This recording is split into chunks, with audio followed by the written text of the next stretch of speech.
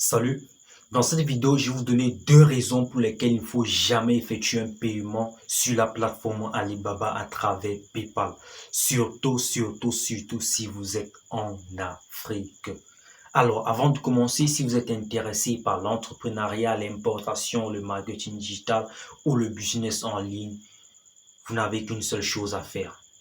Vous abonner, liker, commenter et partager afin de rester au parfum de toutes les informations que nous allons généralement diffuser ici. Alors, comme première raison, les fournisseurs chinois n'aiment pas PayPal par peur de se faire arnaquer. Alors, pourquoi? Il faut savoir que la plateforme PayPal donne 180 jours aux clients de pouvoir faire recours en cas de litige. Ça veut dire si vous travaillez avec un fournisseur qui est sous couvert de l'assurance commerciale, pendant 180 jours, il ne recevra pas la totalité de son paiement. PayPal va conserver cela en attendant que le client se plaigne ou pas, et cela va durer 180 jours. Si pendant 180 jours, le client n'a pas fait un recours, le client n'a pas lancé une procédure de remboursement, PayPal va donc payer la totalité du fournisseur. Alors, c'est le business. Les fournisseurs ne vont pas patienter 180 jours avant d'être payés, alors que directement sur la plateforme Alibaba, ce n'est pas 180 jours. Voilà pourquoi les fournisseurs chinois n'aiment pas PayPal.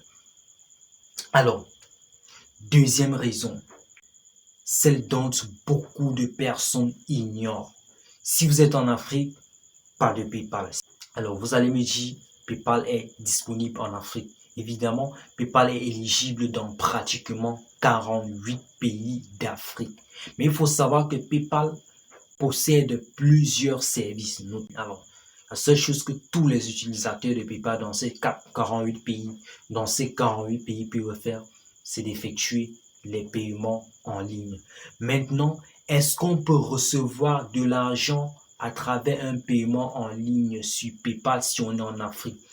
Voilà où se trouve la grosse question, mais la réponse c'est non. Parmi les 48 pays, il y a pratiquement 7 pays qui sont éligibles à recevoir de l'argent à travers les paiements en ligne. Ça veut dire, vous avez votre compte PayPal, vous avez créé, vous avez lié à votre compte bancaire, vous la rechargez, vous payez les fournisseurs en Chine. Mais maintenant, en cas de litige, s'il doit falloir qu'on vous rembourse, ça ne va pas être possible si vous n'êtes pas dans ces quelques pays éligibles à recevoir des paiements en ligne. Alors, sachez que ces pays n'atteignent pratiquement pas 10. Et même ces pays, pour recevoir des paiements en ligne à travers PayPal, la procédure, elle n'est pas du tout aisée. Pas du tout. Alors, et sachez que parmi ces pratiquement 10 pays, il n'y a que 3, notamment l'Égypte, l'Algérie et le Malawi, qui sont éligibles à effectuer de façon automatique des paiements en ligne et à recevoir des paiements en ligne. Je dis bien 3 uniquement, l'Égypte, l'Algérie et le Malawi. Les autres peuvent le faire, les 7, 8, 9 autres peuvent le faire, mais ce n'est pas évident. Donc, si vous avez un compte PayPal, vous effectuez un paiement en ligne et qu'il y a un litige, vous voulez demander un remboursement, c'est mort. Vous ne pouvez pas recevoir votre argent.